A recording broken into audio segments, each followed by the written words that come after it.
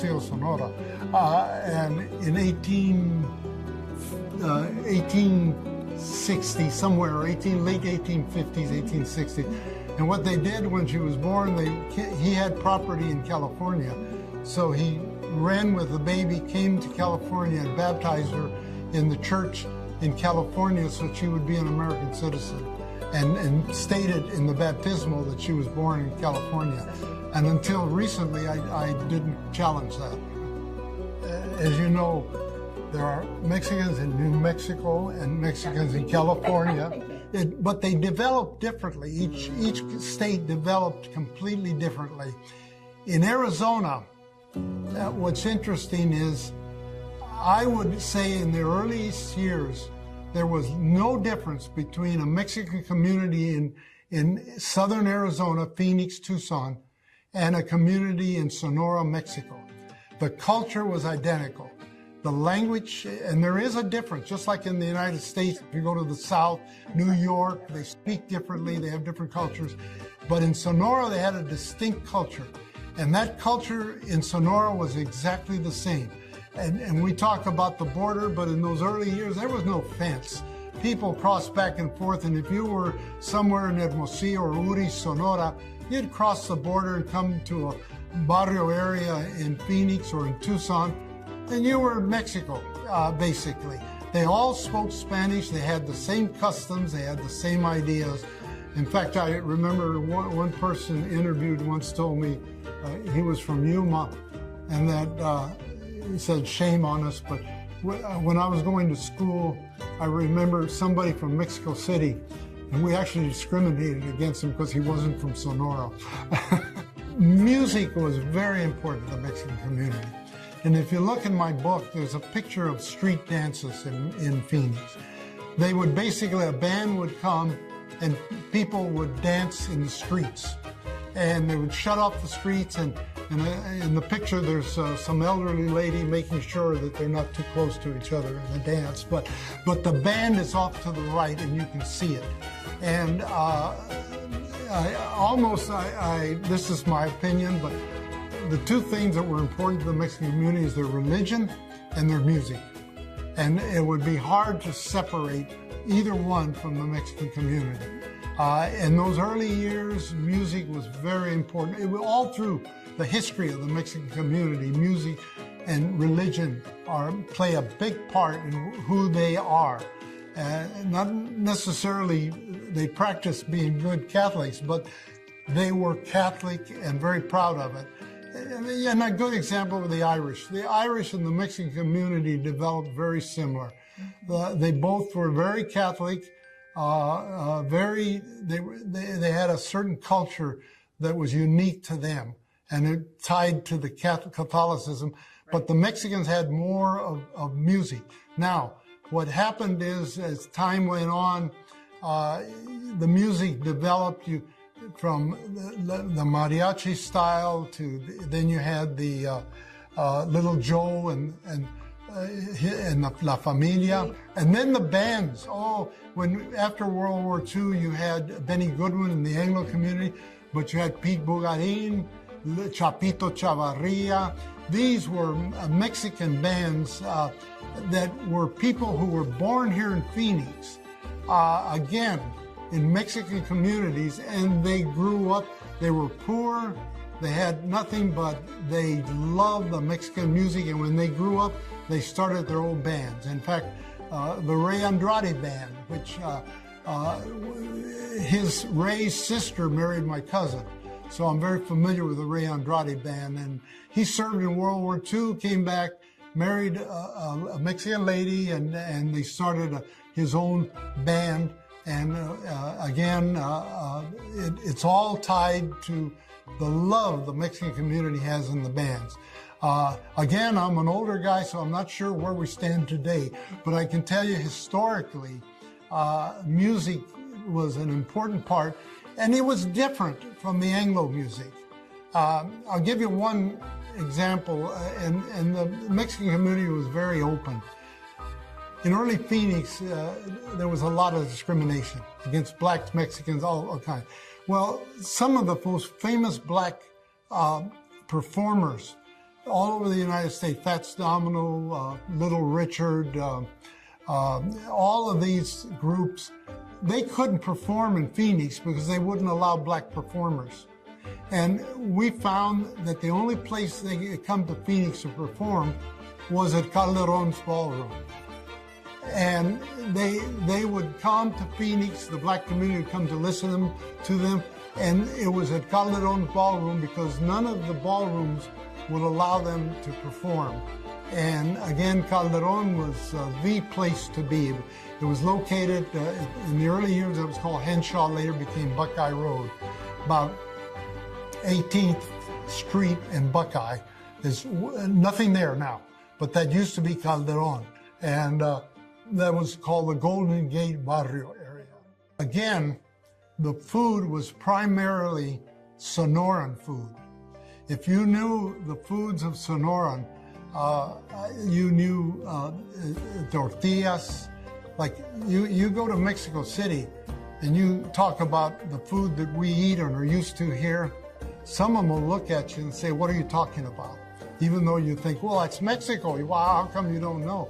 No, it was Sonoran food. Tamales, so much of the food that we eat and are used to eating came out of Sonora, and that's the food that you found here. And some of the early Mexican restaurants, Rositas is very much an original Mexican restaurant. It's still alive today. The daughter, her parents owned, the original Rositas was on I believe it was Buckeye Road in about 20th, approximately, I can't know exactly, but 20th Street in Buckeye was the original Rositas, and it was a lot of Mexicans would go there. And the other one, there was an article in the paper today on it, but these were the original Mexican restaurants that you could go to. And I'll give you just an example of one of the most famous restaurants when I was just a little kid. It was called La Cucaracha. Well, I often go to enchiladas. Oh, okay. I like that, and interesting enough, the owners of enchiladas are tied to the Lemon Hotel, which my grandfather purchased back in the early 1900s. And I talked to one of the owners, she's about 100 years old now, and every time I see her, I like to talk to her about the history. But again, I can't think of there was one that was on 16th Street originally, and south of Buckeye, and I can't think of the name of it right now, but they have several restaurants. And then the other one I like is Garcia's. Oh, you like Garcia's? Garcia's goes way back too. Sure. Garcia's started in I think somewhere in north of McDowell, in that area, and then it became very famous and it's everywhere. Another interesting about the food, you have Macayos and Jordan's. Both Jordan and Macayo, I believe the owners were both Arabs who came out of Mexico, or they had Mexican wives for certain, but they opened Mexican restaurants, and they weren't Mexican, they were Arabs. And Macayos and Jordan's became very, very famous. Let me start from World War I. Many Mexicans fought, they're not noted, but they did fight in World War I. I know several of them that volunteered and went and fought in World War I. They came back, and there was no change. Basically, the Ku Klux Klan in the 1920s and 30s and so on became very powerful. Discrimination everywhere. And basically, this was the era of the barrio areas were hit their summit. People spoke only Spanish. They did not relate to the community. And basically, what you saw during this period, there were a few power brokers, Mexican power brokers like Cordova. You know, Val Cordova is very famous with Phoenix. Well, his father was a Mexican power broker. He used to say, well, if you want the Mexican vote, you've got to do things for South Phoenix. But no Mexicans were running. And the other one was, he was owner of the Ramona drugstore, and I can't think of his name right now, but he also was a Mexican power broker, did the same thing.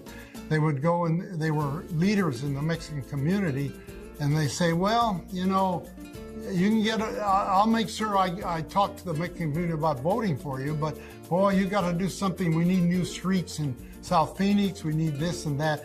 But that's the extent of the politics prior to World War II. Then World War II occurred, and you had a large Mexican influence in World War II. A lot of Mexican, my father became a member of World War II. But when the soldiers came back from World War II, they weren't going to put up with what had happened. And you saw major changes occurring everywhere. All of a sudden, the Mexicans coming back from World War II, many of them now were bilingual. Where before, many of them, even though they were born in the United States, spoke poor English or all Spanish. But now you had a growing political movement in the Phoenix area especially. World War II was when the change occurred.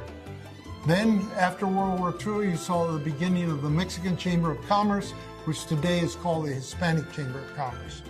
You saw the beginning of post-41. The soldiers came back. They weren't going to put up with this, and Pipas Fuentes, Ray Martinez started post-41. And they went out with a vengeance to stop the discrimination that was occurring. And they knew about politics.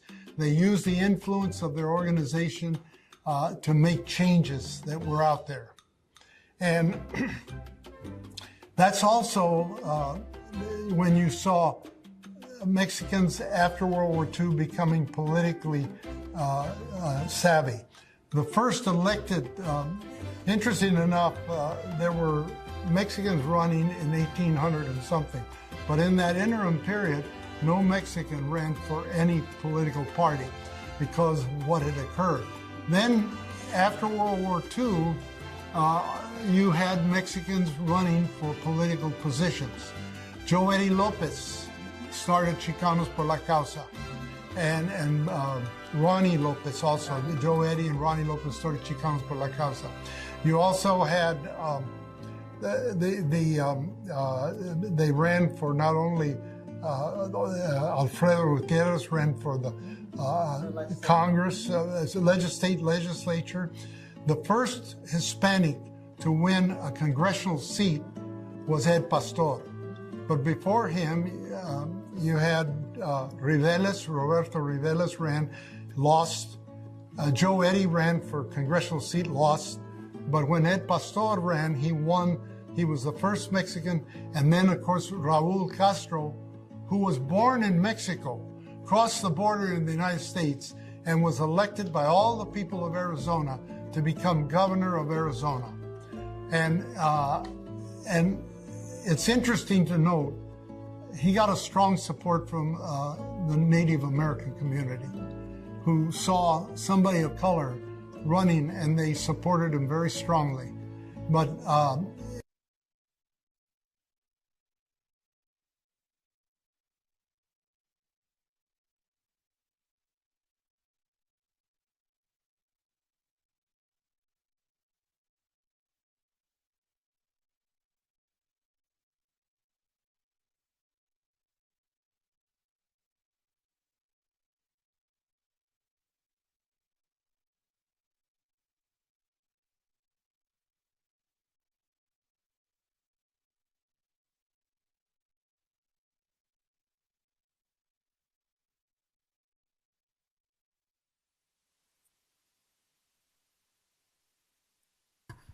Good afternoon and welcome to the formal Phoenix City Council meeting for October 4th, 2023. Please rise for the invocation from Fire Captain Paramedic Troy Holtorf.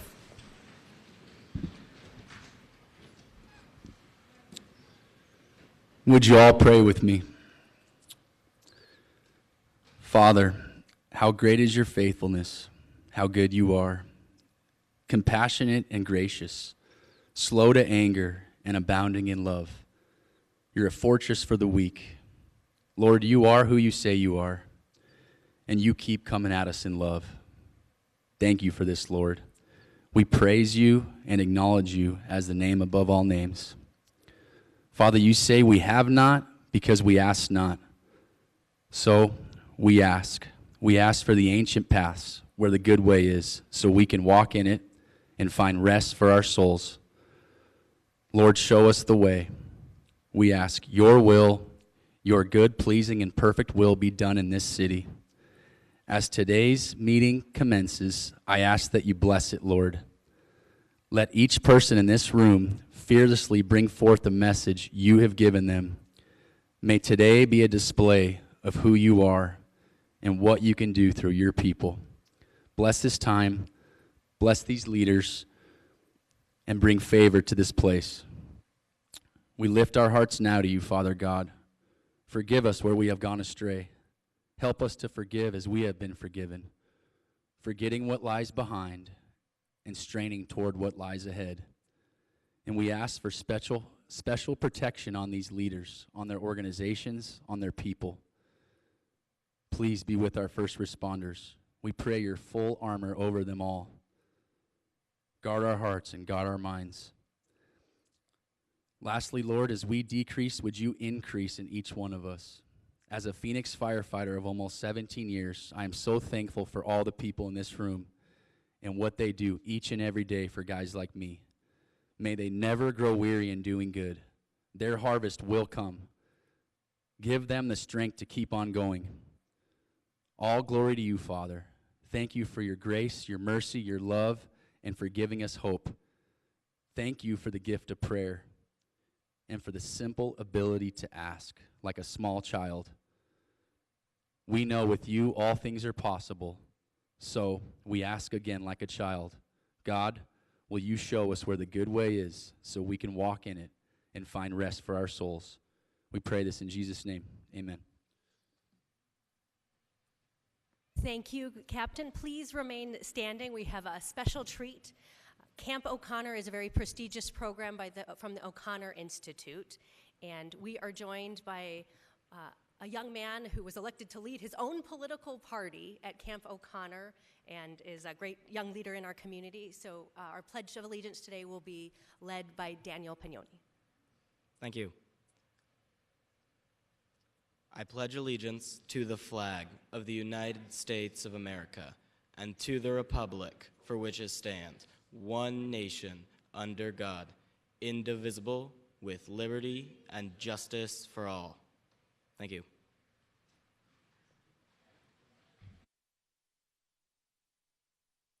Great job, Daniel. We will now call to order the formal meeting of the Phoenix City Council. Will the clerk please call the roll? Councilwoman Guardado. Here. Councilwoman Hodge Washington. Here. Councilwoman O'Brien. Here. Councilwoman Pastor. Here. Councilman Robinson. Here. Councilwoman Stark. Councilman Waring. Vice Mayor Ansari. Here. Mayor Gallego. Here. Mario Barajas and Elsie Duarte are here with us to provide interpretation. Would you please introduce yourselves? Yes, Mayor, thank you. Hello, my name is Mario Barajas, and together with my colleague, Elsie Duarte, we'll be serving as Spanish interpreters for today's City Council formal meeting. I'll now take a moment to introduce ourselves to our Spanish-speaking audience. Hola, buenas tardes. Bienvenidos a la reunión formal del Consejo Municipal. Mi nombre es Mario Barajas y junto con mi colega Elsie Duarte estaremos sirviéndoles hoy como intérpretes a los de habla hispana. Deseamos pedirles de antemano, si es que van a dar un comentario público, por favor, hable despacio, con claridad y evite tener distracciones de fondo. Finalmente, pause después de cada una o dos oraciones para que le podamos interpretar lo que esté diciendo de la manera más completa posible. Muchas gracias. Thank you, Mayor. Thank you so much, Mario. Would the city clerk please read the 24-hour paragraph? The titles of the following ordinance and resolution numbers on the agenda were available to the public at least 24 hours prior to this council meeting and therefore may be read by title or agenda item only. Ordinances number G7098 and 7168 through 7176, S50193 through 50233, and resolutions 22155 through 22156.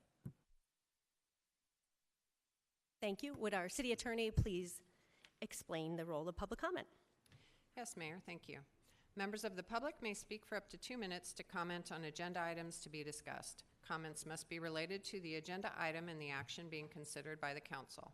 General comments that go beyond the scope of the agenda item must be made in the citizen comment session at the end of the agenda. The city council and staff cannot discuss or comment on matters related to pending investigation, claims, or litigation. Additionally, any member of the public who appears before council in their capacity as a lobbyist must, as required by Phoenix City Code, disclose this fact before addressing council. The City Code requires speakers to present their comments in a respectful and courteous manner. Profane language, threats, or personal attacks on members of the public, council members, or staff are not allowed. A person who violates these rules will lose the opportunity to continue to speak. Thank you so much. Agenda item number 1 is the formal meeting minutes from 12/2. Councilwoman Pastor, do you have a motion? I move formal minutes from 12/2/2020. I need a second. Second. We have a motion and a second. Any comments? All those in favor, please say aye. Aye. Any opposed, nay. Passes unanimously. Councilwoman Stark, do you have a motion on item 2, meeting minutes? Yes, Mayor, I move to approve the minutes of December 16th, 2020. Second. We have a motion and a second. Any comments? All those in favor say aye. Aye. Any opposed, nay. Passes unanimously. Vice Mayor, do you have a motion on boards and commissions? Motion to approve mayor and city council boards and commissions nominations. Second. We have a motion and a second. Any comments? All those in favor say aye. Aye. Any opposed, nay. Passes unanimously. We have a swearing-in ceremony now. Congratulations to our new commissioners.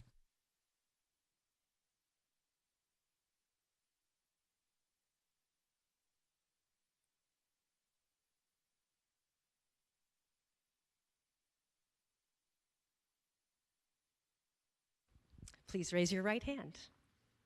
I state your name. I, Michael Mazzocco, I, Jessica Moran, Do solemnly swear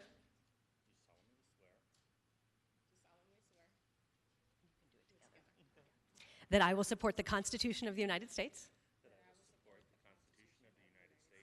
and the Constitution and laws of the state of Arizona, that I will bear true faith and allegiance to the same and defend them against all enemies, foreign and domestic, and that I will faithfully and impartially discharge the duties of the office of Human Relations Commission, Phoenix Sister Cities Commission. according to the best of my ability. So help me God. Congratulations and thank you for serving our city in these important roles.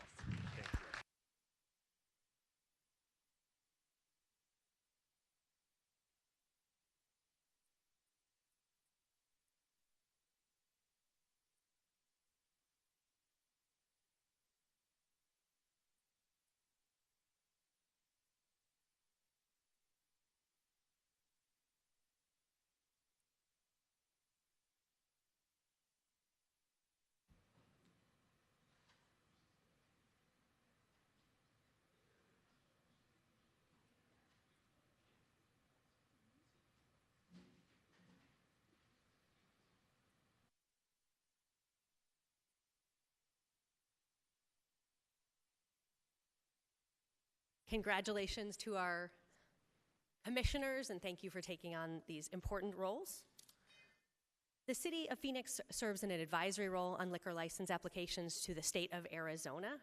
That is the next portion of today's agenda. Vice Mayor, do we have a motion? Motion to approve items 4 through 27. Second. We have a motion and a second. Any comments? All those in favor, please say aye. Aye. Aye. Any opposed, nay? Passes unanimously. City Clerk, are we ready for ordinances, resolutions, new business, planning, and zoning? Yes, Mayor. Vice Mayor, do we have a motion? Motion to approve items 28 through 90, except the following. Items 35, 37, 45, 46, 51, 53, 59, 61, 67, 73, 86, 87, noting that items 82 and 89 are being continued to November 1st, 2023, and excluding these items for virtual public comment. Can the clerk confirm if there are any other items that should be excluded for in-person public comment? Yes, Mayor and Vice Mayor, I just wanted to mention as well that we are excluding items 88 and 90, I believe, and also 38. 38. 38, 80, and 90. 88 and 90. 88. Thank you. All right. Any comments? Roll call.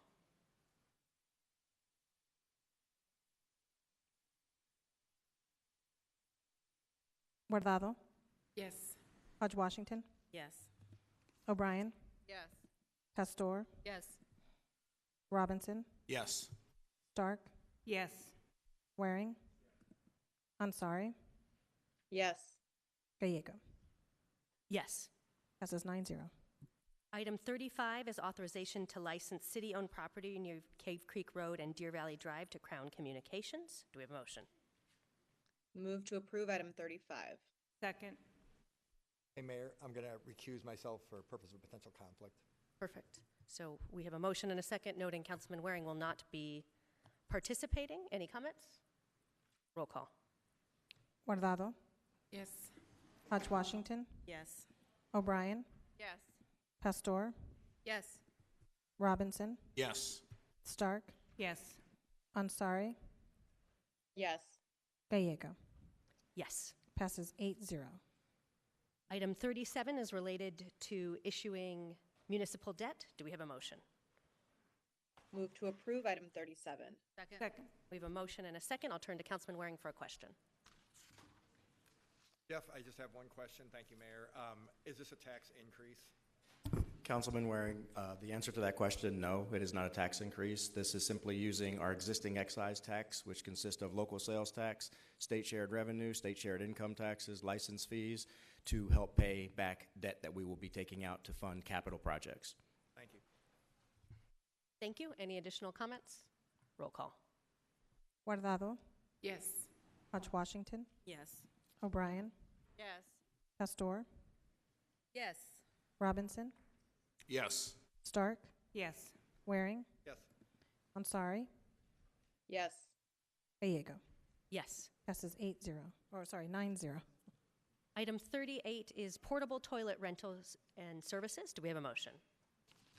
Move to approve item 38. Second. We have a motion and a second. Diane Barker is here to provide comment.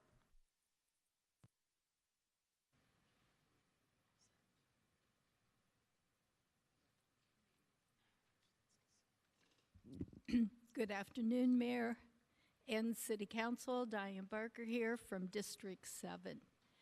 I was neutral, but I am now in support of this port funding additional for the porta potties. I've spoken with the deputy manager and the director over parks, and this would be something that, and we have extensive parks. We're blessed with that in Phoenix.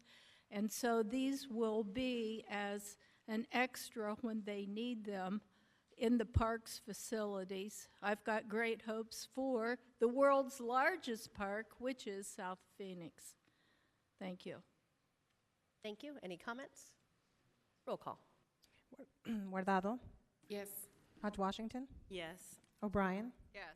Pastor, Yes. Robinson, Yes. Stark, Yes. Waring, Yes. Ansari, Yes. Gallego. Yes. Passes 9-0. Item 45 is amendment to offer Wi-Fi to affordable housing residents. Vice Mayor.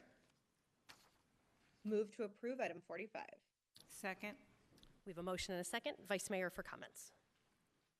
Thank you. All positive. This is really, really great. Access to reliable internet and technology is essential in the modern education system and workforce. And this item is providing high-speed internet and digital skills training to nearly 5,000 more low-income households, which will help provide access to quality schooling and jobs. So very excited. Kudos to staff working on this. I know Councilwoman Pastor has been working on this as well, and this is really going to lift many more Phoenix families out of poverty and really help with access to education. So I'm really excited to support this. Thank you, Vice Mayor.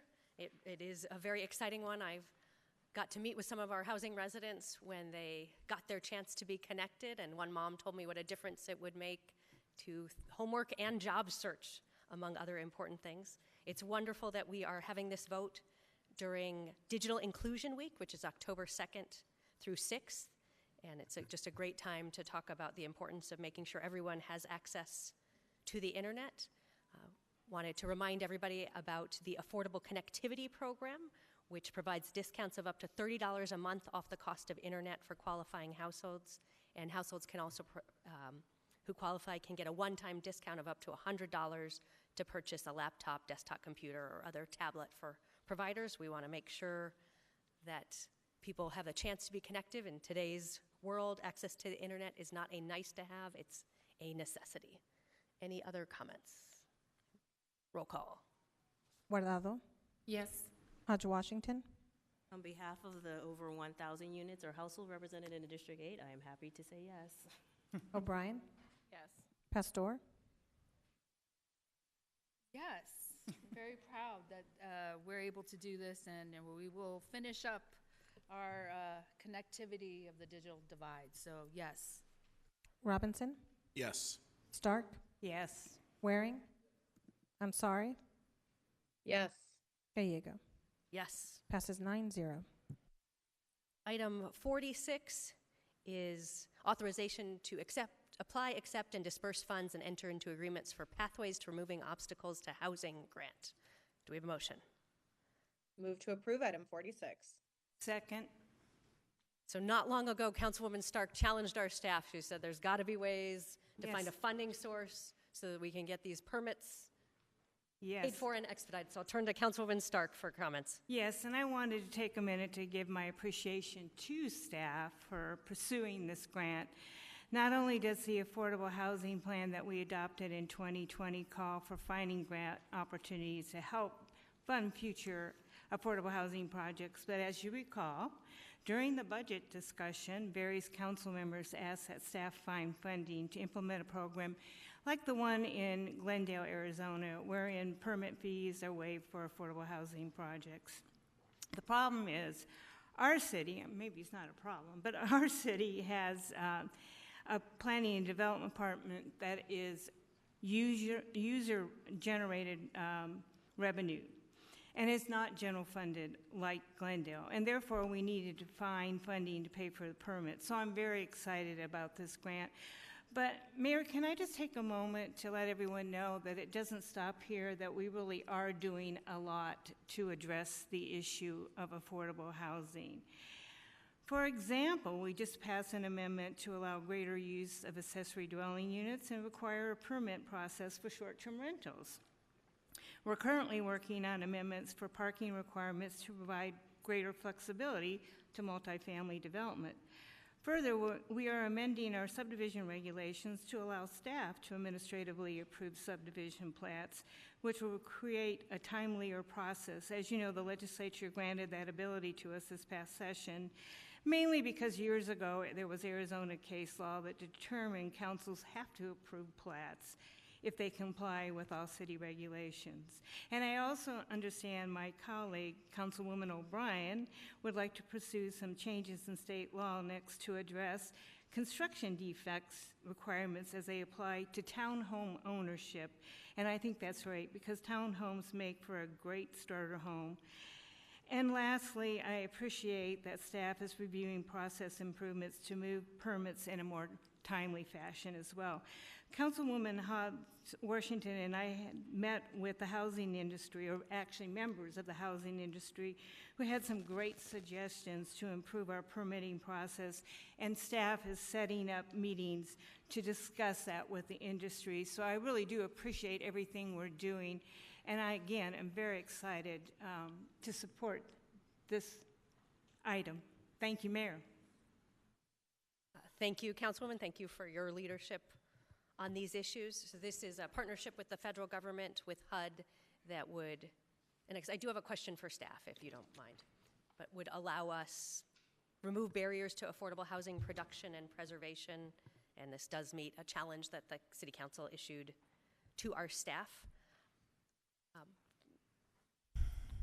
We've had some conversations about this that I think are worth sharing.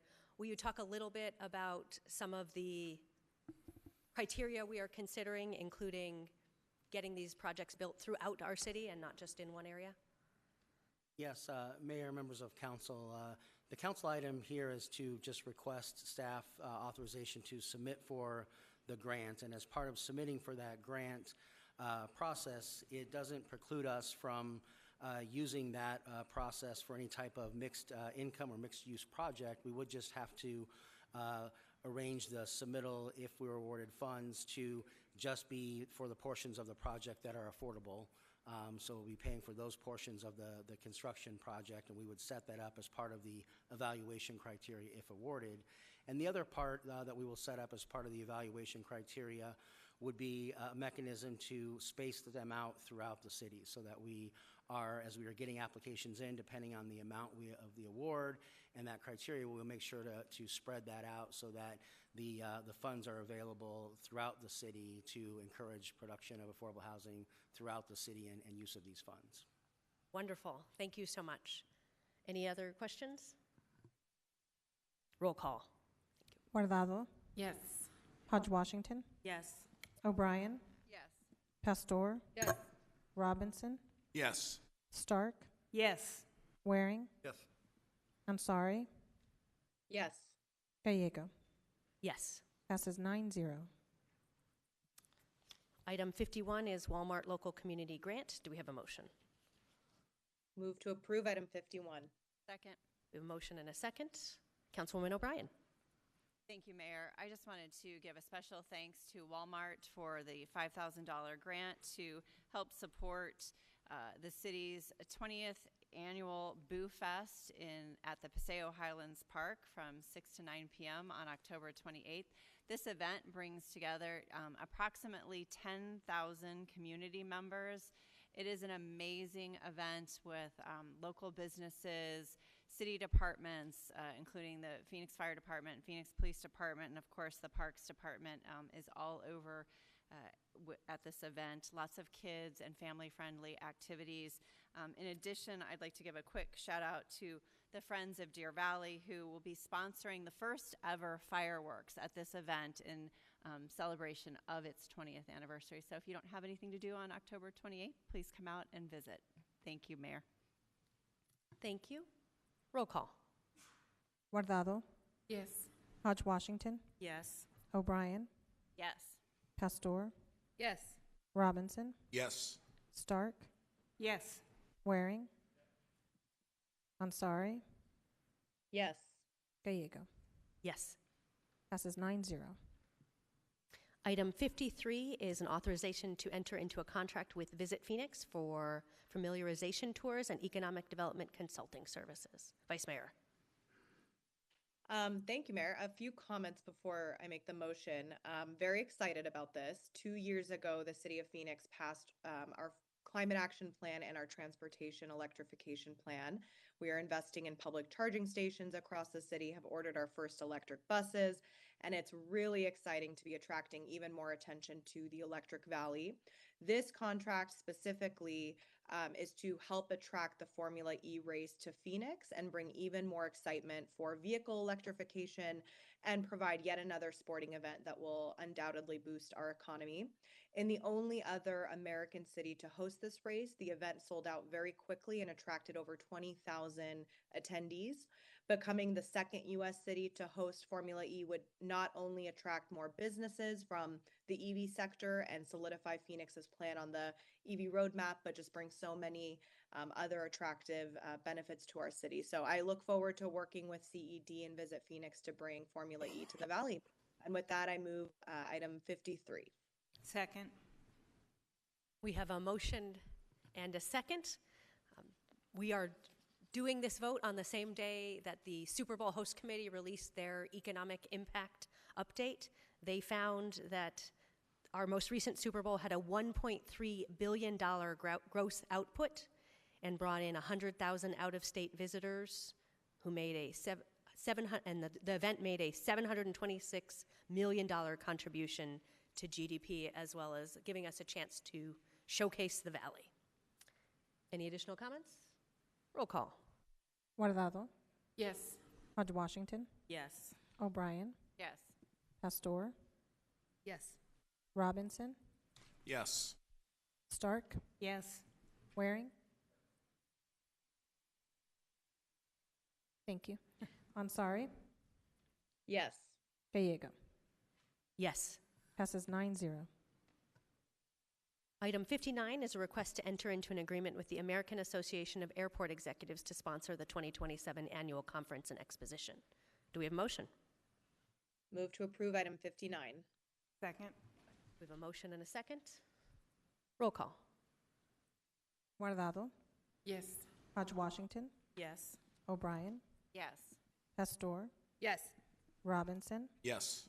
Stark. Yes. Waring. Ansari. Yes. Gallego. Yes. Passes 8-1. Item 61 is the contract award for TOD planning for the Capital I-10 West Light Rail Corridor Study Area. Do we have a motion? Move to approve item 61. Second. We have a motion and a second. It's exciting that we're moving forward with light rail going to the west. We've had some bumps with the legislature, but we are going to find a way to deliver light rail to this very important area of our city. And we appreciate our partners who will help us make sure we maximize the benefits of the development near the light rail. Comments? Roll call. Guardado. Yes. Hodge Washington. Yes. O'Brien. Yes. Pastor. Yes. Robinson. Yes. Stark. Yes. Waring. Ansari. Yes. Gallego. Yes. Passes 8-1. Item 67 is one where the District 6 team and Councilman Robinson have been putting in a lot of effort, including a very robust door-to-door neighborhood engagement process and just really talking with the neighbors about finding solutions. I'll turn to Councilman Robinson as soon as the city clerk reads the title. Item 67 is for ordinance G7173, an ordinance amending Phoenix City Code Chapter 36, Article 11, Section 36-157.3 to add Area 30 to the residential parking permit ordinance and declaring an emergency. Thank you. Councilman Robinson. Thank you, Mayor. You know, I need to recognize members of my staff who truly worked, as you mentioned, going door to door, trying to find solutions to this particular issue. And this is something that had been going on for some time, and this particular neighborhood is truly impacted by some development in the area. The development is a good thing, but the neighborhoods a lot of times are, if due diligence isn't done at the very beginning, or impacted. In this case, this is something that had happened. But in my staff, there's Jennifer Ringenroth, our chief of staff, who really stayed on top of these things and made sure everyone fully understood what was going on and who we needed to contact. And then both Cody Kellogg and Jack Keeney on staff went door to door when it was awfully hot outside, and I had promised to join them, and something came up. But they did go door to door, checking with the residents, trying to ensure that they understood the efforts we were trying to make to, make it a more enjoyable neighborhood for them, and they did a wonderful job. So, Mayor, with that, I thank you very much, and if I could, I move to approve item number 67. Second. We have a motion and a second. Any comments? Roll call. Guardado. Yes. Hodge Washington. Yes. O'Brien. Yes. Pastor. Yes. Robinson, Yes. Stark, Yes. Waring, Ansari, Yes. Gallego. Yes. Passes 9-0. Item 73 is a partnership with the Nature Conservancy. This is, well, I guess I'll turn to the Vice Mayor for a motion. Move to approve item 73. Second. We have a motion and a second. This is a longstanding partnership between the City of Phoenix and the Nature Conservancy to protect our water resources. 60% of our water comes from the Salt and Verde watersheds. Wildfires threaten these rivers with pollution and sedimentation. The Nature Conservancy and their volunteers clear brush and remove invasive species to promote forest health and reduce wildfire risk. This investment is part of our resiliency efforts and one where we are using nature-based infrastructure to help protect our water supply. So look forward to supporting it. Any comments? Roll call. Guardado, Yes. Hodge Washington, Yes. O'Brien, Yes. Pastor, Yes. Robinson, Yes. Stark, Yes. Waring, Ansari, Yes. Gallego. Yes. Passes 9-0.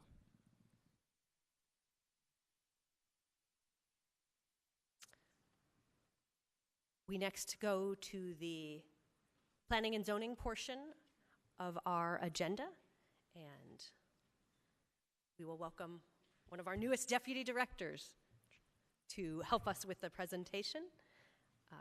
But first, let's see, we'll begin with 86 northeast corner of 50th Street and Chandler Boulevard, and we'll turn to Deputy Director Gomez for a brief introduction. Thank you, Mayor, members of the council. So items 86 and 87 are companion cases. They can be heard together, but will require separate motions. The subject property is a 29.74 acre site located approximately 1,300 feet north of the northeast corner of 50th Street and Chandler Boulevard. Item 86 is GPA-AF-2-22-6. It's a request to amend the general plan land use map to mixed use industrial and commerce business park. Item 87 is Z-69-22, a request to rezone the site from Commerce Park, General Commerce Park to PUD, Plan Unit Development, to allow Commerce Park uses and select light industrial uses. The Ahwatukee Foothills Village Planning Committee heard these cases on August 28th, 2023, and recommended approval of item 86 per the staff recommendation by a vote of 5-3, and approval of item 87 per the staff recommendation with a modification by a vote of 6-2. The Planning Commission heard these cases on September 7th, 2023, and recommended approval per the Ahwatukee Foothills Village Planning Committee recommendation by a vote of 6-0. Staff recommends approval of item 86 per the Planning Commission recommendation and adoption of related resolution, and staff recommends approval of item 87 per the Planning Commission recommendation and adoption of a related ordinance. Thank you. We'll open the public hearing. Carolyn Oberholzer is here on behalf of the applicant if anyone has any questions. Close the public hearing, and I'll turn to Councilman Robinson. Mayor, thank you very much. I motion to approve per the Planning Commission recommendation and adopt a related resolution. Second. A motion and a second. Any comments? Roll call. Guardado, Yes. Hodge Washington, Yes. O'Brien, Yes. Pastor, Yes. Robinson, Yes. Stark, Yes. Waring, Ansari, Yes. Gallego. Yes. Passes 9-0.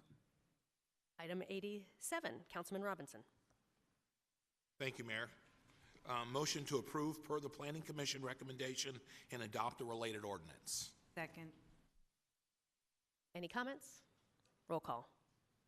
Guardado, Yes. Hodge Washington, Yes. O'Brien, Yes.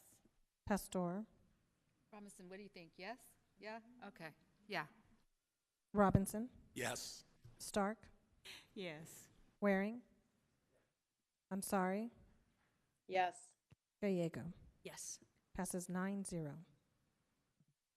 We next move to item 88, which is a text amendment application, and I'll turn to our planning team. Thank you, Mayor, members of the council. Item 88 is ZTA-1-23-4. It is a request to amend the Phoenix zoning ordinance, Chapter 13, Walkable Urban Code, Section 1307, to add self-service storage facility, and Section 1307B to allow self-service storage in the Midtown character area of the Walkable Urban Code. The Encanto Village Planning Committee heard this case on August 7th, 2023, and recommended approval per the staff recommendation by a vote of 17-0. The Planning Commission heard this case on September 7th, 2023, and recommended approval per the Encanto Village Planning Committee recommendation by a vote of 6-0.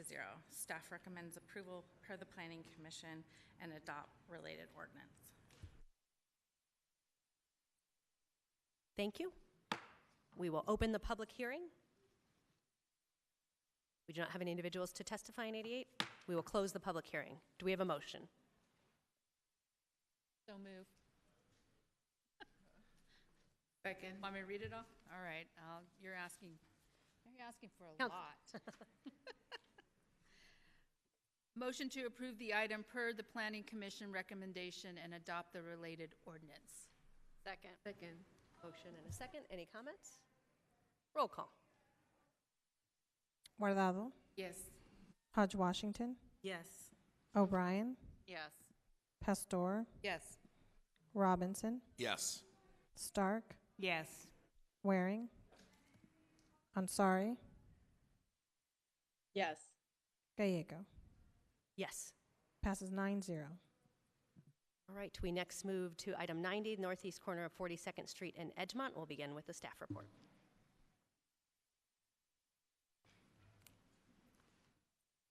Thank you, Mayor, members of the council.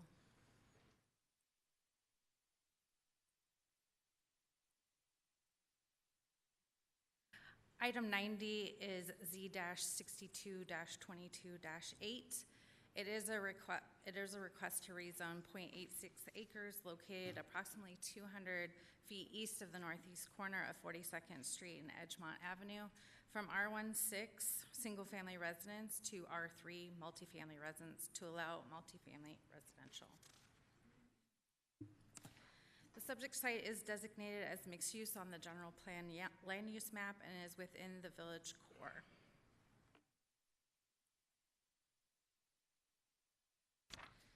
The site currently contains a single-family residence. To the north of the site is an automobile parts retail store, and to the west are condominiums, and to the east and south are single-family residents.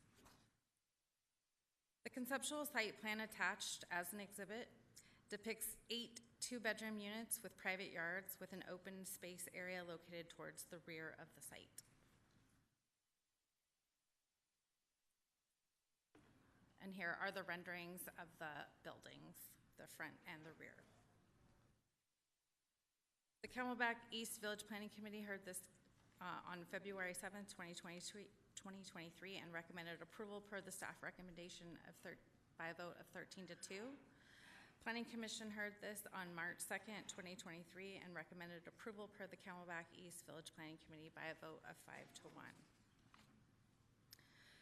Staff recommends approval per the October 4th, 2023 memo from the Planning and Development Director and adoption of the related ordinance.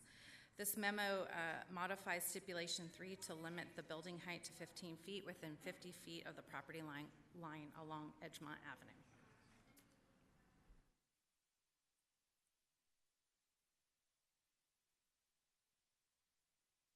Happy to answer any questions if you might have. Thank you. Any questions before we open the public hearing? All right, we will open the public hearing. We will have presentations of up to 10 minutes from each side. If you speak during the public hearing, you have spoken, and that would count towards public comment time as well. And Councilwoman will begin with the applicant. All right, we'll have Bill Lawley on behalf of the applicant.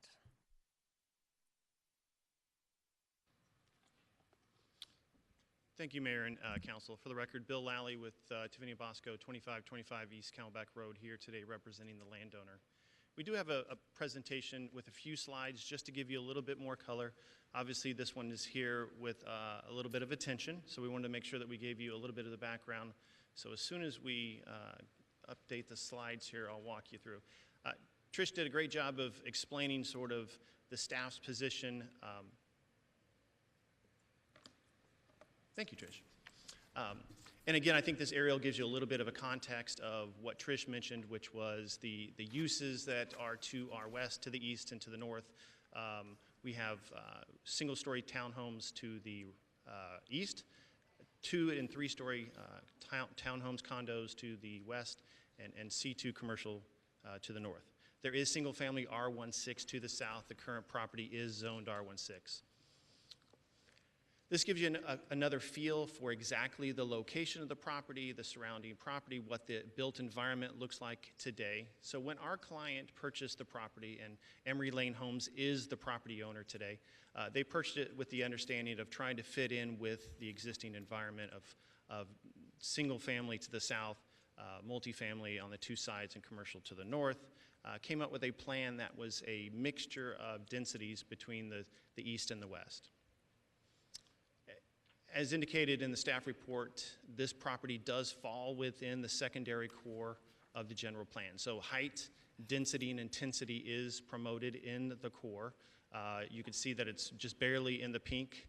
The property that you might hear about later on today to our west is actually in yellow. It is single family on the general plan. This is mixed use, and mixed use in the general plan allows for 15 dwelling units or more. Our density today is right at 9 dwelling units per acre. The staff report again talks to the general plan, all of the applicable area plans that apply to this property. And when we sought the zoning for this property, we looked at all of those plans to see, do we fit within those plans? This project is mixed use with an identification of pink, which is not what was next door to us. It is the last property on that block of pink in the general plan and in the village core that has a high density allocation. This property, as proposed, is consistent with the general plan. Again, we looked at other plans, the 44th Street corridor plan, same type of thing, promotes mixed use general plan type of projects. Now, as you can see, the star is right next to the boundary. The boundary immediately to our west is not mixed use and does not promote high density residential. As Trish showed, this is the site plan, which would have 4 separate buildings, limited to 2 stories. As I indicated, the property to the west is 2 and 3 stories. The property to the east of us is 1 stories. This is the elevations that were shown, which will have some articulation and differing in colors and materials. There's a stipulation on the case that requires this type of elevations. Often also to note is that the stipulations were added along the way in the village to have a robust landscaping along the frontage, have a detached sidewalk along the frontage. There's no other property along Edgemont that has a detached 5-foot wide sidewalk. So the elevations from Edgemont will look much, much different than anything that's been built along there. Again, I think because there's some attention to this case, I want to regurgitate some of what was happened. This case has been around for about a year. The end of last year, we went through a couple neighborhood meetings. We heard some concerns about density, heights, landscaping. This doesn't fit within the neighborhood to the south, the single family. And so at the village hearing at the beginning of the year, we offered up a couple of stipulations to try to address some of those concerns. We dropped the density, we added landscaping, we capped the building height to 30 feet. Those were the conditions that we added early on in response to the new neighborhood meetings. Over the last 60 to 90 days, we've done door-to-door work because we believe there was more work to be done. We went to over 100 homes, found a number of people who were in support, that you'll hear today of those who aren't in support, but we did find in walking the neighborhoods that there is support, and or folks who said, hey, I'm supportive, but I'm not going to sign a petition today. I think that would be fine. So unfortunately, that's hard to quantify when people don't want to necessarily sign one way or the other. But we do have 44 signatures of support from businesses and surrounding property owners in the file today. So I think it's noteworthy to understand that there is support in the community. This is a map that shows the little red dot is the location of the property. The yellow are the folks that we talked to who said, hey, I don't want to sign the letter of support, but I'm fine with what you're doing. The green are the supporters. Same here, and this is just north of the site. And again, this is, if you see the red pen, these are the businesses along Thomas who are supportive as well.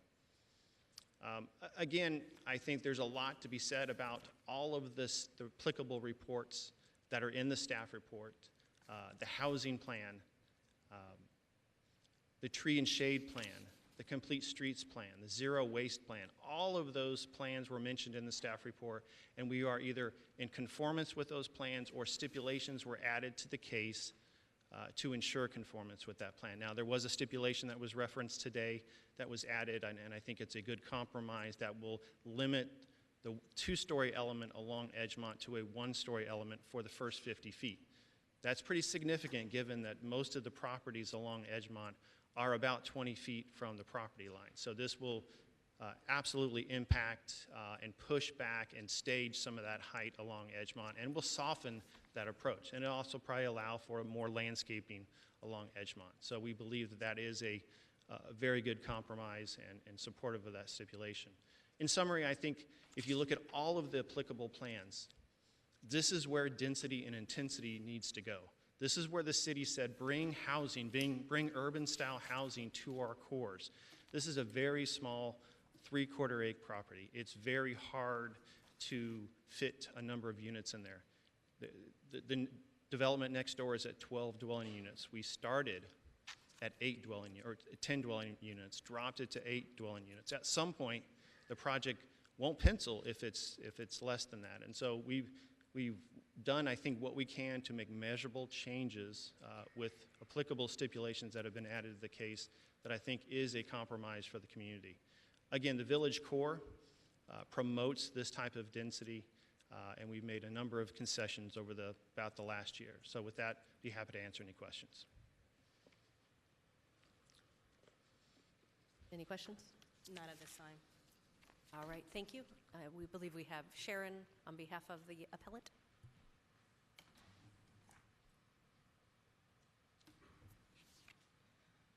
Thank you, Mayor. I have a presentation, if you can bring it up. And before I start, I'd also like to be clear that the 15-foot height on the first two, this is the first that we've been notified of this. So I'm not really sure how to respond to that yet, but we'll go ahead and go through this. I wanted to go ahead and start with giving a little bit of background on our neighborhood. And Rancho Ventura neighborhood was established in 1946. And just to give you an idea of how established the neighborhood is, more than 75% of the homeowners have lived in the neighborhood for more than 10 years, with the average time of ownership being 14 years. It's not uncommon in our neighborhood to see multi-generations, people who've lived there for 4 decades, and it is predominantly single-family homes on 1/4 acre or 1/2 acre lots. The background and the history, just to give you an idea, I know Mr. Lally has hit on some of this. The Edgemont Estates, the patio homes to the east, they were established in roughly 1979, and they are 100% owner-occupied. They are single level, and they're wonderful neighbors to have. Casas de Rancho Ventura, that is a single family custom homes, and they all have basements, and they're immediately to the south of the proposed project. And then there's Edgemont 12, which is the development to the west, and it's probably the only non-conforming property we have in the neighborhood. It was 12 townhomes. There was a lot of dispute in the neighborhood at the time, and many variances were made to make that work. None of them sold for the asking price. The average time on market is excessive. When they were brand new, the average time was 609 days on the market. One of them never sold. We've had a 42% turnover in them in the last 6 months. And the reason I bring that up is because the development that is being proposed is, in essence, very much mimicking that property. And then the majority of the remaining neighborhood is single-family homes that were built predominantly in the 1950s. And these are just some pictures of the homes in the neighborhood to get a better idea. That's the patio homes. Those are the homes to the south with the basement. And then, of course, there's Edgemont 12, which, as you can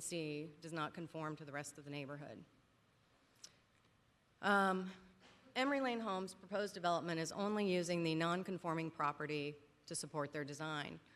The only difference is with theirs, there's no amenities. They have a dumpster. It'll be the only dumpster in our entire neighborhood. They are aesthetically displeasing. While they have switched this, we will still be looking at 2 walls from the streetscape. The mature tree on the lot, they have made no effort to maintain that tree or keep that tree.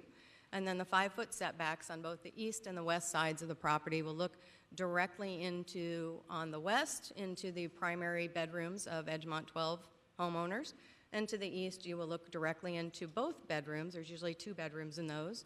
And you'll look directly into those and into their living rooms. So with those short setbacks and those changes, it really is a taking from neighbors on every side. I know Emery Lane has made the comment that it backs to commercial and they never build single-family homes here. However, when they first purchased the property, they actually advertised on their website that they would be building luxury single-family homes. When the market shifted, their plans seemed to shift as well. We do agree with them that it does provide much-needed housing. They did tell us the dumpster was a benefit for the neighborhood, which we do not want that benefit. And they have stated that they've reduced 20% from the original plan, and I will get to that in a minute. And then when we did meet with them, the developer actually said to us that they can do whatever they want because it's their property, which did not make for a very agreeable communication with the neighbors. And I wanted to show this because Emery Lane Homes has developed single-family homes against commercial. That lot in the square there was built and it was sold for quite a profit, and it backs to the North Restaurant and to the U-Haul. And the restaurant is open from 11 a.m. to 10 p.m. every day and extended to 11 p.m. on the weekends. So they have done commercial and they've made quite a bit of money doing it. Now this is the commercial that lines the entire back lot. That's the back barrier of the lot in question. And it is currently, it appears to be used as office and storage space, and there is rarely a single car there, and it actually makes for an ideal barrier if you have to be backing to commercial. And as you can see, Mr. Lally already showed you this, but you can see where the larger building near Thomas, that's the auto parts store, and then the building in question right there that backs to the lot and lines the entire lot line there is the office storage building. And those are both owned by Emery Lane Homes also. As far as the dumpster goes, when this plan was originally submitted to the City of Phoenix, it included trash and recycling receptacles. However, in a memo dated from the Public Works Department, that was quickly switched and they did not authorize trash receptacles because it was too dense according to city code. The site plan was then reconfigured to allow for a dumpster and the turnaround that's necessary. The only problem with that is when they did that, they submitted that to the neighborhood on our neighborhood meeting on 10/18. However, when the turnaround was added to the site plan, I think it was overlooked because the 10 units don't fit on the plan. If you got the plan out and you actually measured all the dimensions, that plan required 220 linear feet, but the lot is only 196 linear feet. So while they have made the statement that they've gone ahead and reduced it for the neighborhood to 8 units, it really was a correction to a plan where the plan that they were proposing did not fit, and it really should have never been presented. Also, Emery Lane Homes, when we had our in-person meeting, it took us 2 months to get that from them. And when we did have it, the developer told us that it was his property and he could do with it what he wanted to. And it really was hostile at best. However, I, at some point, found this in the planning department documents. It actually says in their comments, when this case is approved, which implies that this was already a foregone conclusion, which I think is one of the things that citizens have a real problem with, is that they don't feel like their voice is being heard, and perhaps that's why the developer felt comfortable making that statement. The streetscape has changed, as we just learned, but it would still be 2 walls, and that is not a streetscape that conforms with the general plan or the Camelback East character plan. The balconies looking directly into people's homes, I don't know anyone who would appreciate that in any way, shape, or form, especially for many of our neighbors who actually did the research on the lot and made sure that it was R16 before purchasing. The neighborhood position is overwhelmingly opposed to this development. However, they also have overwhelming support to develop the lot responsibly. Comments from opposition at the Planning Commission include things like, if I would have known how much the opposition would have been ignored, I would have never bought here. And I checked on that lot when I purchased to be sure that that would be residential. Here is from when we did the three-quarter petition for the vote. The yellow is everyone in the immediate buffered area, and it probably is a little bit more because we wanted to make sure we got everybody. But as you can see, we well exceeded the 20%. And the white ones we just didn't get in touch with. The one in green did not want to sign either way. Land use and the proposed project. You've heard Mr. Lally say that this is in alignment with things, and I would make the argument that it is not in alignment with these things. The general plan is very clear, and I think this is a theme that is in almost every plan that I have read now that I have had the energy and time to read all of these things. But it says that every neighborhood and community should have a level of certainty. And I know we struggle with what does that mean? But I know many of you may live in homeowners associations, but our neighborhood was established in 1946. We didn't have homeowners associations then. We relied on zoning, we relied on our government, we relied on our elected officials to support that. And somewhere in that is also part of the reason the 44th Street specific plan was developed. And I would just ask you to think about your HOA because you probably have the highest level of certainty there can be. And if somebody were to say, oh, that nice open space, or we're going to stick this right between your two homes, and by the way, they're going to be looking into your bedroom, I don't think there's many people who would agree that that is a good use and that that provides any level of certainty to neighbors. I would also question what this would mean for the city of Phoenix in a greater way, because if you can't give someone certainty, if I happen to be in real estate, and if I were showing somebody property and there was a vacant lot, I would now be compelled by my fiduciary duty to say, there's no certainty. I have no idea what could happen to that lot. Here's what the zoning is, but it should be this, but we just don't know. And I want you to keep that in mind because that has long-term implications that could impact the city in negative ways and really impact neighbors in a neighborhood like this that is so well established. I am not going to go through all of these, but I went through the general plan and I did pick out several, not only land use items, but also design features that support the fact that this is not in alignment with the general plan.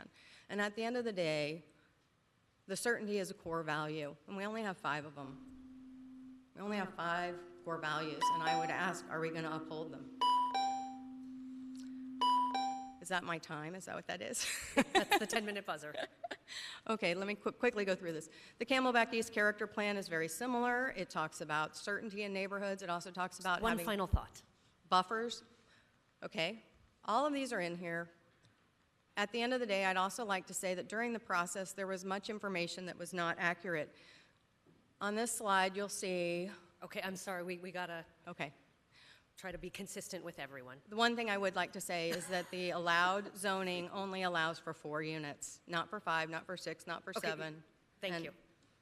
Appreciate it. You did an excellent job with research. I have to be consistent with everyone. No problem, Mayor. I timing. completely understand. That was a lot of information to cover. But I can tell you did your homework. Next, we have Jennifer Swanton.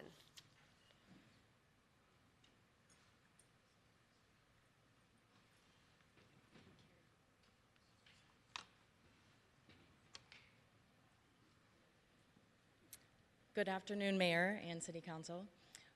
My name is Jennifer Swanton. I live approximately a block west of the proposed development on Edgemont Avenue. And I moved in there approximately 3 years ago after living in condos for a while. I just wanted to let you know that there are neighbors who are in agreement with this proposal. The land has just been sitting there, dilapidated building on it for a while.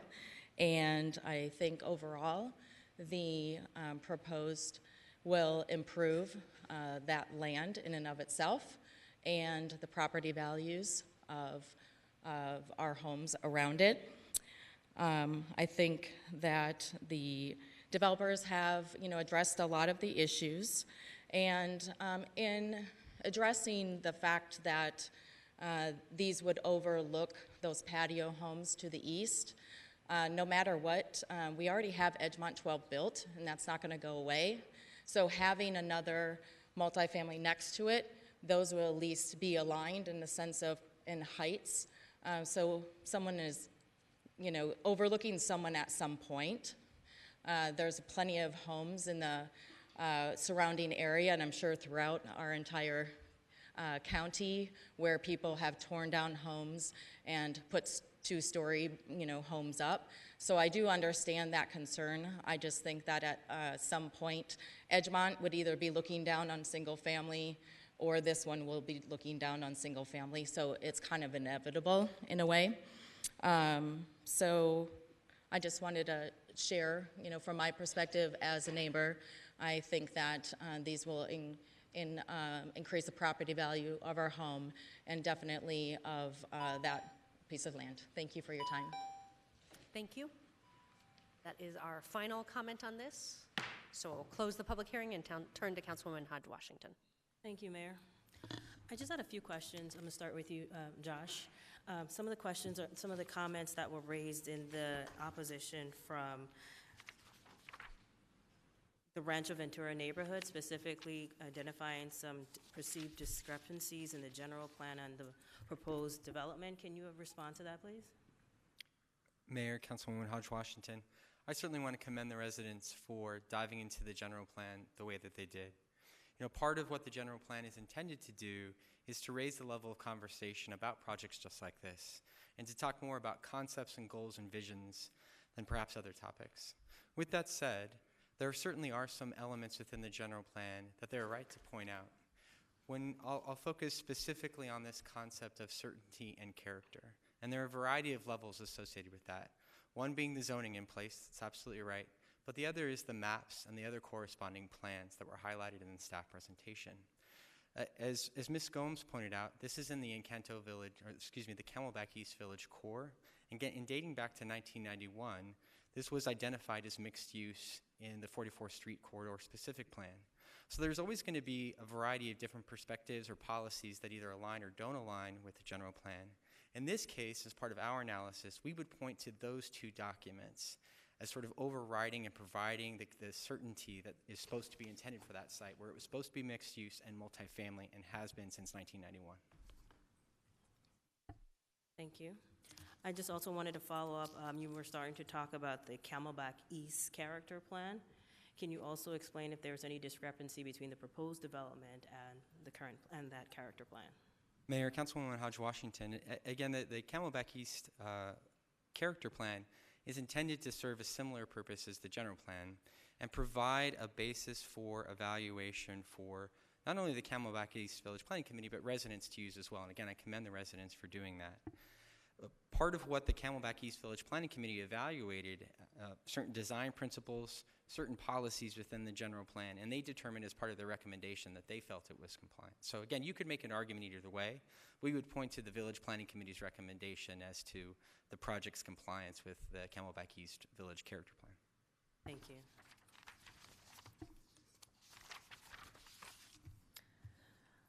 Can I ask Mr. Lawley to come to the mic, please?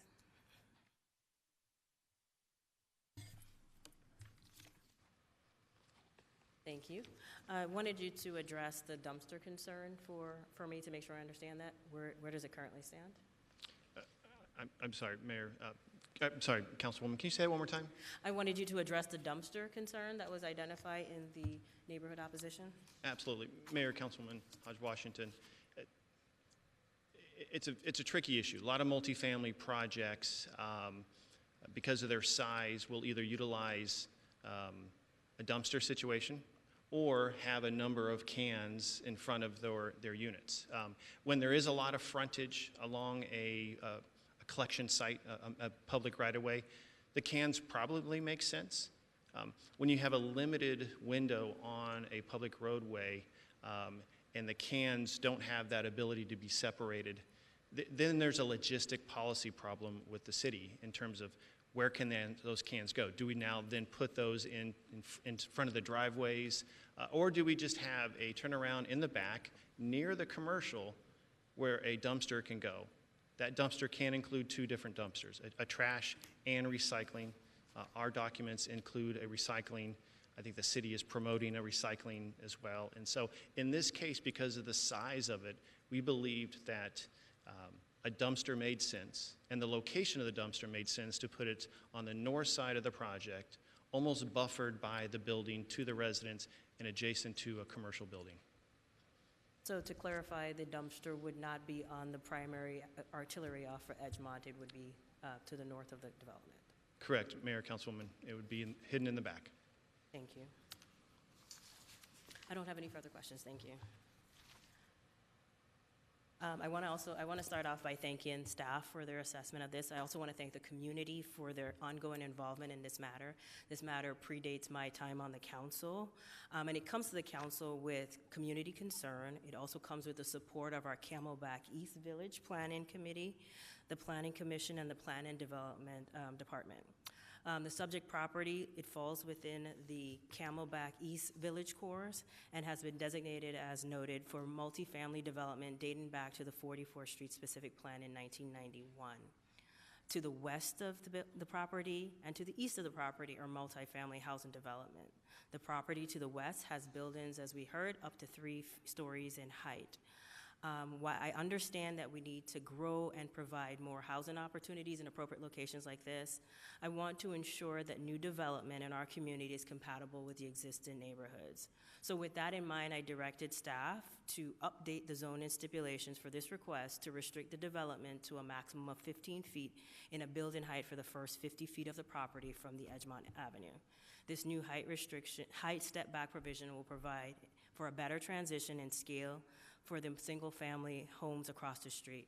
With that, I move to approve item number 90 per the October 4th, 2023 memo from the Planning and Development Director and adopt the related ordinance. Second. Motion and a second. Comments? Roll call. Guardado, Yes. Hodge Washington, Yes. O'Brien, Yes. Pastor, Yes. Robinson, Yes. Stark, Yes. Waring. I'm sorry. Yes. I'm sorry.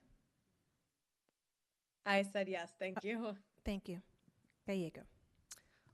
I was the councilwoman when Edgemont 12 was developed and had made a commitment to these neighbors about height on this lot. So I appreciate the huge amount of work that Councilwoman Hodge Washington has done. It has been excellent, and she really tried to meet the neighbors. It's not a reflection on her, but I am a no to keep my commitment to the neighbors. Passes 8-1. That concludes our agendized business. We next move to the final portion of our meeting, which is public comment, and I'll turn to the city attorney to introduce this portion. Thank you, Mayor. During citizen comment, members of the public may address the City Council for up to 3 minutes on issues of interest or concern to them. The citizen comment session is limited to 30 minutes. The Arizona Open Meeting Law permits the City Council to listen to comments but prohibits council members from discussing or acting on the matters presented. Thank you. We'll begin with Candace Washington, followed by Diane Barker.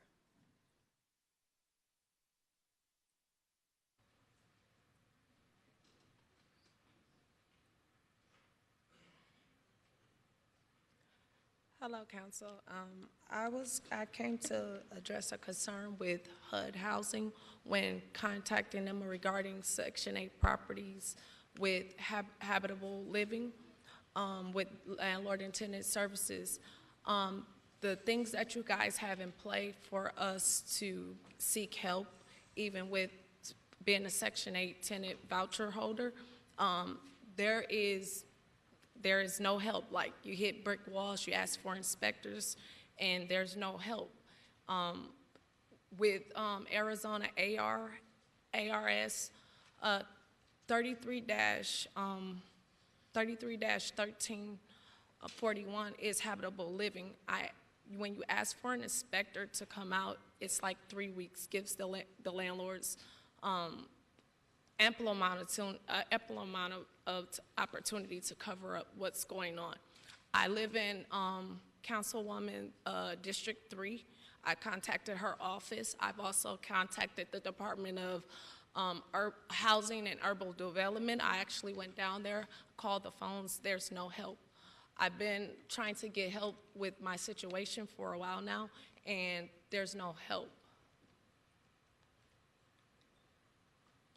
Thank you. Is there anyone here who might be able to connect her with the right phone number or resources? Okay. Diane Barker is next, followed by John Chadwick. Hello again, Mayor Gallego and City Council, Diane Barker in District 7.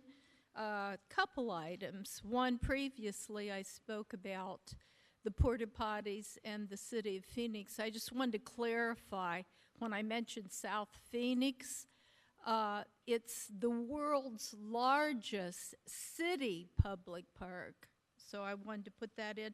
And by the way, you might check your calendar because this Saturday there's a meeting from 8 to 10 to find the location down in South Phoenix, you know, for riparian and wildlife with Keep Phoenix Beautiful. And I'm going to try to make that even though I have a Buckeye game early in the morning. But the other thing, Mayor, this is down your alley, pun. Actually, it's state-owned. It's called Deck Park Tunnel. And you were at a meeting where on September 21st, as you head up the MAG, and I'm looking for your collaborative efforts for the Maricopa region for better transportation. And this is right in the center. It's called the update on the Interstate 10 Deck Park Tunnel. And why it's so important, this was part of the federal Interstate Highway Program 30 years ago, and today is one of the most congested, heavily, and accident-prone highways in our region. So anyway, MAG has in their unified budget the study plan. They will be getting more testimony. I understand they have 100 entries now for this winter, and then going forward with the recommendations with hopefully the Proposition 400.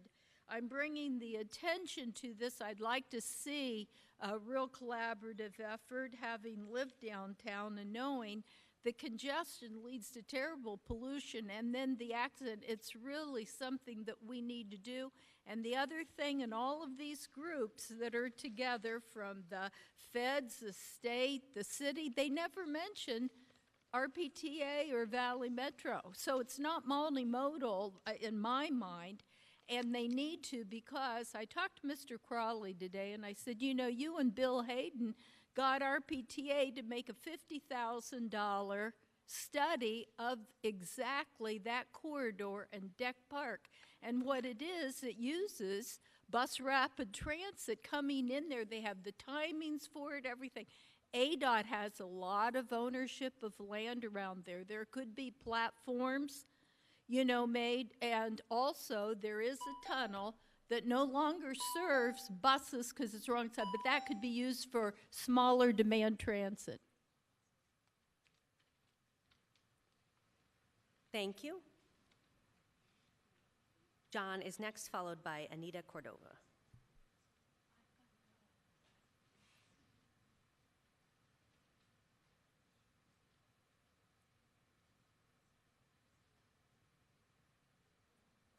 Okay, Anita is next, followed by Ann Ender. Oh, Anita. Good afternoon. Oh, thank you. I was wondering about the support that we get over there. We try to get family members in, and they refuse us to have them in there, or our spouses. They don't allow them in. They say, wait a month or 2 months, and each time you ask them, they say no. How are we supposed to get this support when they don't allow our family members in with us? Or significant other.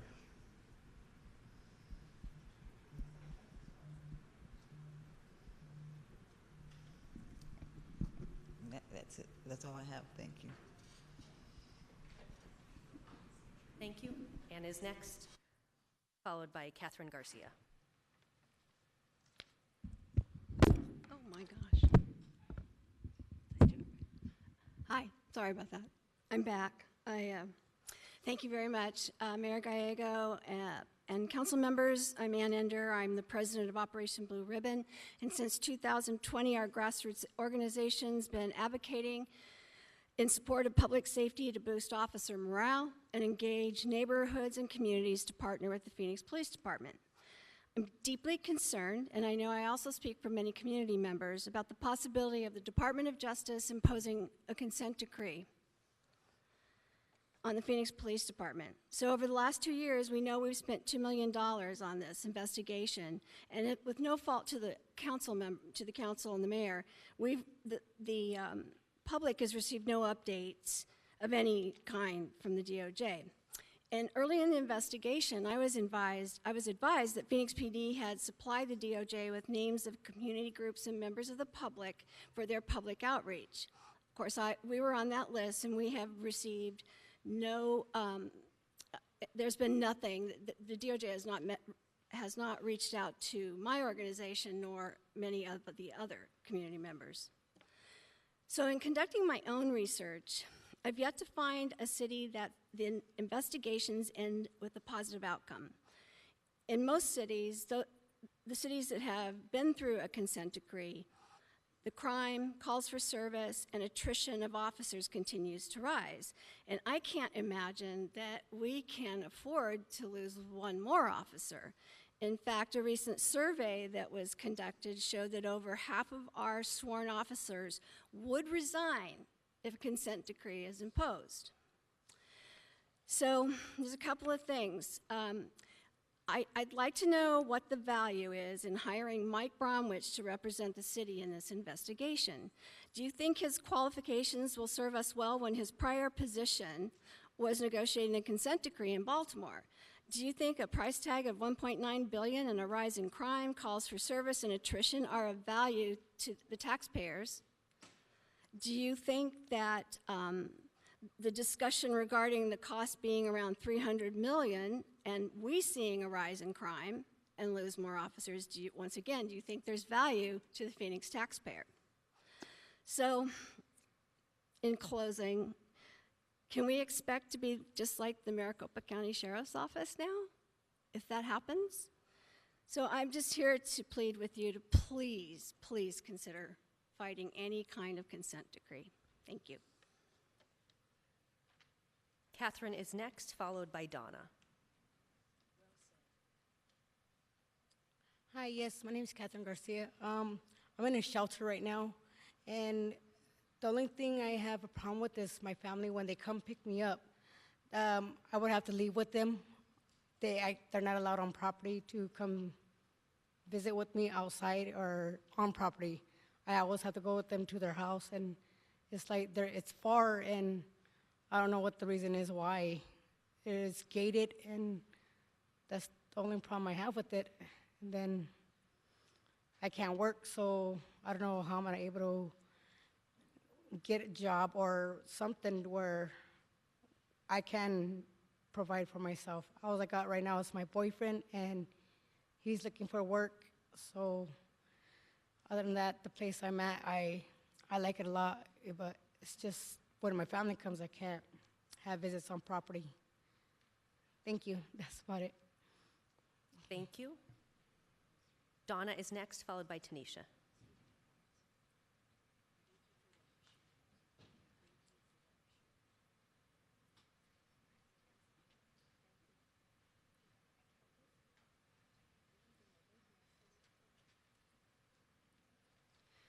Hello. I am also at one of the shelters.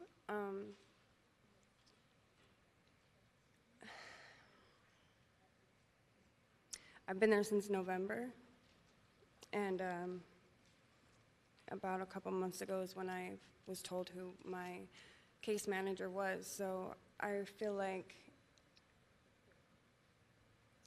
they are not providing services correctly. And I think that if we had more effective services, we would have more of a success rate. Because I'm grateful for the place that I'm in right now. And I want it to work. But it's kind of hard when uncertainty causes uncertainty. So So yeah, that's all. Thank you. Thank you. Appreciate your testimony. Tanisha is next, followed by Rory.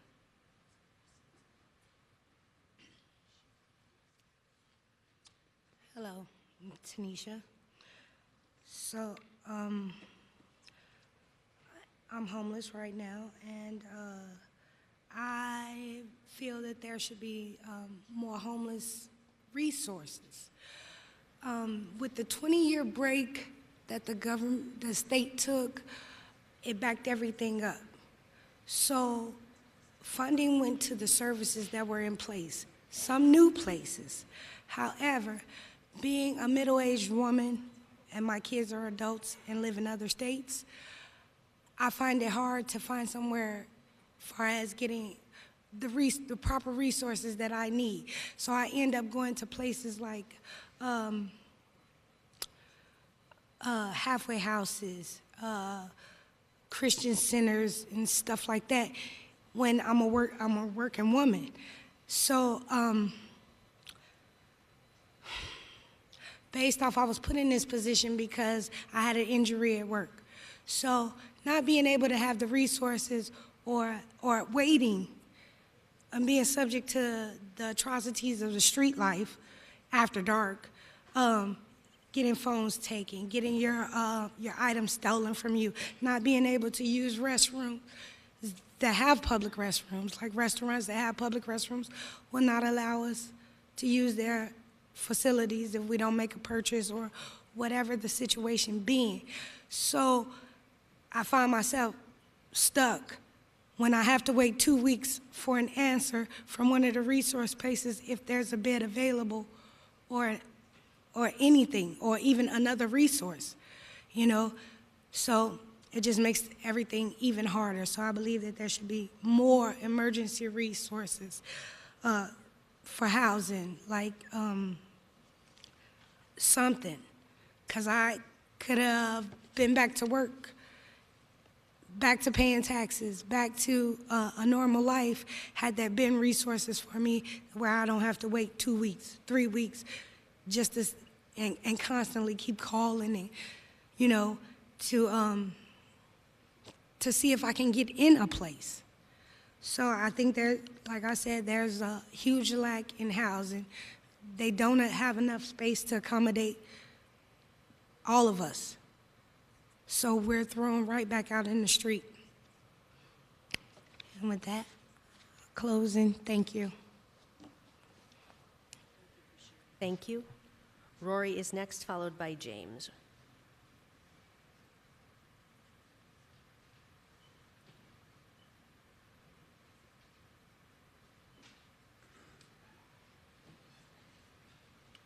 Hello.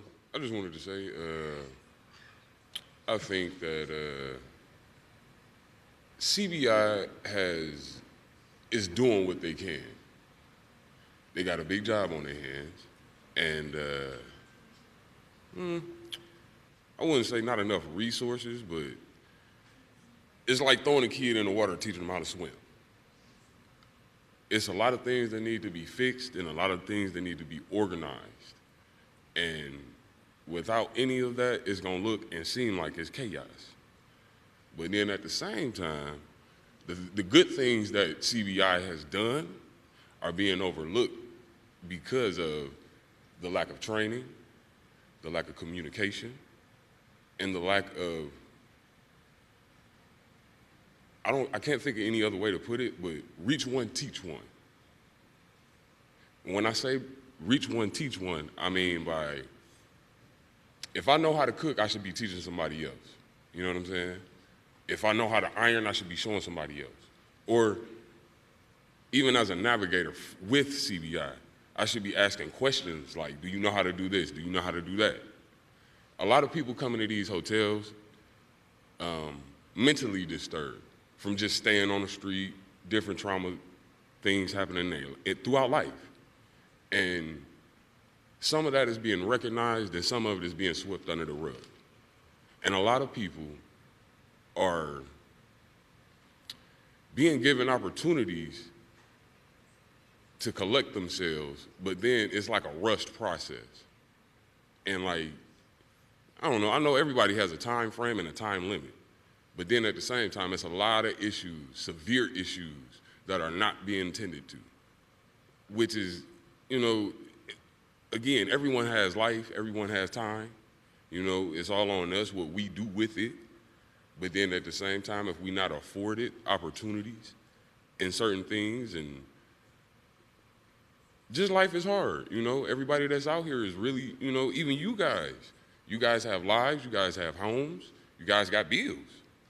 And people coming from the street not doing that for a while, and then just, you know, when you ask for help, it's being deflected back upon you.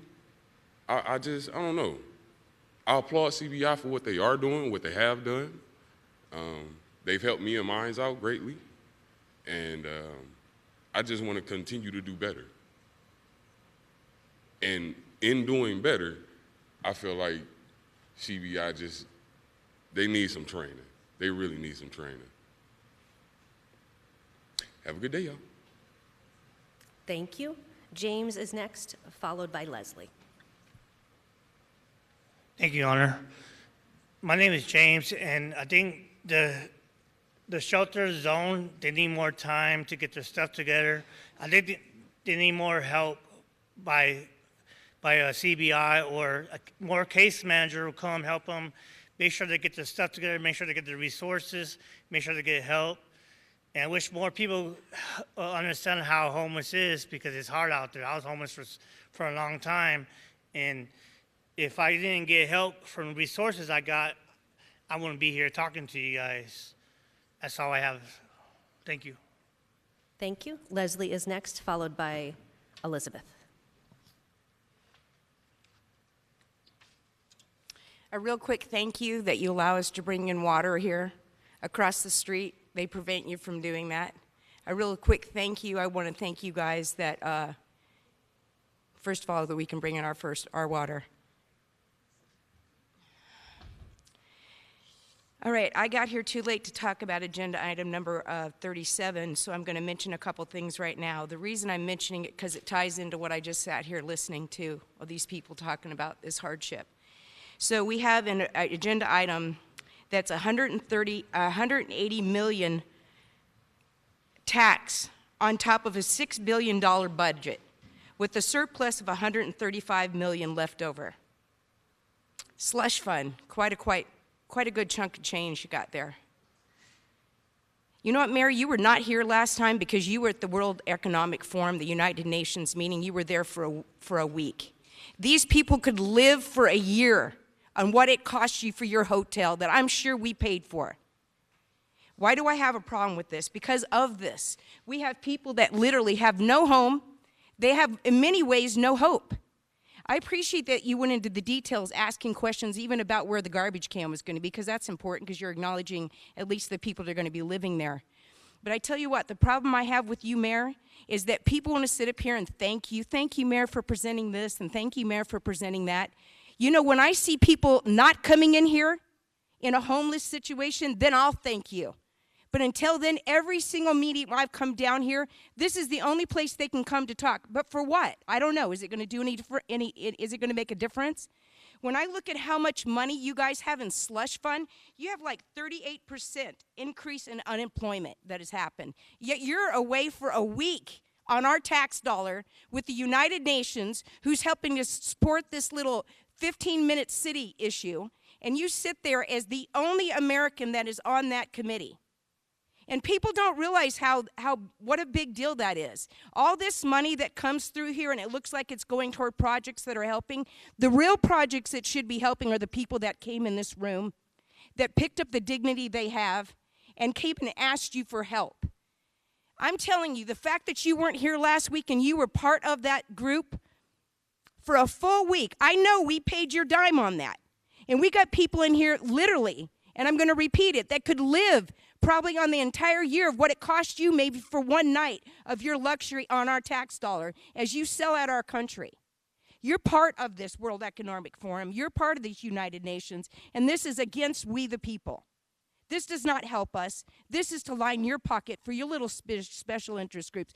And if some of you up there get a little irritated hearing this kind of stuff, well, you know what? It's irritating to God Almighty Yahweh. You're the leaders.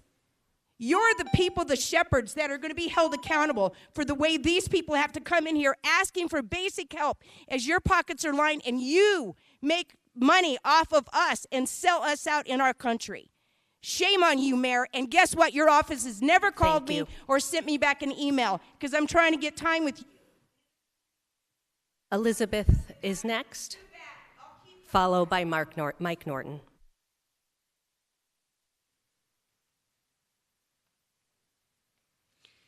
Hello. I wanted to mention something I mentioned in my citizen petition regarding the length of time that people stay in facilities after they're moved out of the zone and the reasons for their exits. And it's not necessarily actually, I think it's important to be data-driven. I think it's important to be transparent, accountable. That's sort of the reasons why I wrote it. However, one of the things I wanted to bring up was just a personal note, which is that I grew up in 85007. And so essentially the zone was 8 minutes by car away from my house. And so I think that gives me a different perspective on, I think when you interact with diverse people when you're younger, it gives an impact on your life in terms of being able to relate to others who are in those situations. And so I don't think I see people on the streets in the same light as do many other people that maybe don't see them as human, however they are. One thing I wanted to say is that I heard today of my third account of someone's ashes being thrown away by PPD. And 2 times it was parents' ashes, and this time it was a baby's ashes. So I think it's important to realize that even though there's been some abatement to the personal property destruction in the zone, and some respect for the injunction in Fund for Empowerment v. City of Phoenix, I think it's important to realize that many of those practices are not being taking place in the rest of the city. And that's very important to me, that it be equally applied, accountable, and transparent. Finally, I wanted to say that it really disturbs me sometimes when people get blamed for being on the streets. Like, number one, there is an incredible shortage of housing for people who are coming off the streets, let alone shelter. And so it puts people into a structural relationship in which they have no housing offered to them, and yet they get blamed. This often happens with people who have behavioral health problems. I've said a couple of times, but I don't know if people realize the import of it. I have schizophrenia and bipolar, and so I have a deep connection to people who get shamed for having disabilities. Often they're excluded from services, they're excluded from shelter deliberately, and their exits are based on their disabilities, whether they be physical, mental, or psychiatric. So I would really, when you look at the possibility, I'll finish real quick. When you look at the possibility of potentially gathering data, if you look at the nuances of it as to the reasons for the exits, I think you'll find that there are problematic elements in shelters in terms of how they're managed and in terms of why people are able to stay in there or not, and it's often how whether or not they're being accommodated or treated under the ADA or what have you. So that's my public comment for today, and I hope that you guys can beat Brown. So that's about it. Thank you. Mike is not online, so we are adjourned. Mayor, just real fast, I know we're adjourned. Can I have city staff, or I don't know if I do the assistant city manager, to meet with those testimonies and see where we can provide services? Thank you.